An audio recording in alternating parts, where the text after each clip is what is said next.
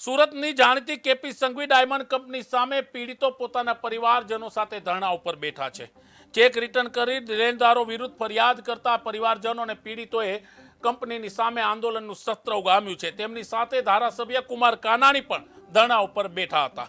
કંપનીએ વિશ્વાસઘાત કર્યાનો આ પીડિતોએ આરોપ લગાવ્યો હતો અને જ્યાં સુધી ન્યાય ન મળે ત્યાં સુધી તેઓ ધરણા અને આંદોલન ચાલુ રાખશે તેવી ચીમકી ઉચ્ચારી હતી।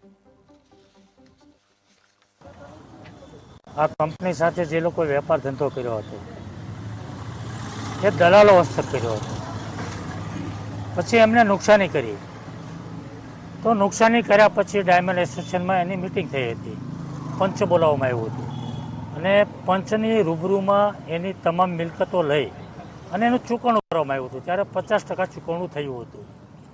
હીરા ઉદ્યોગની અંદર હજારો લોકોએ નુકસાની કરી છે અને એ બધાના જ રસ્તાઓ આવા જ હોય છે કે એની પાસે જે કંઈ હોય એ આપી દે, એનું ચૂકવણું થઈ જાય, 25%, 30%, 50%, 75% જે કંઈ ચૂકવણું થતું હોય એ આપી દે અને વાત ત્યાં પૂરી થતી હોય છે।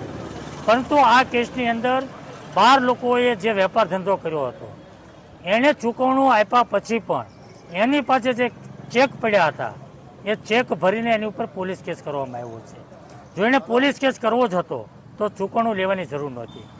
જે કંઈ વેપાર ધંધો થયો દલાલ હસ્તક થયો છે, ચૂકવણું પણ દલાલ હસ્તક રહ્યો છે અને આ પરિવાર ઉપર કેસ કરવામાં આવ્યો છે।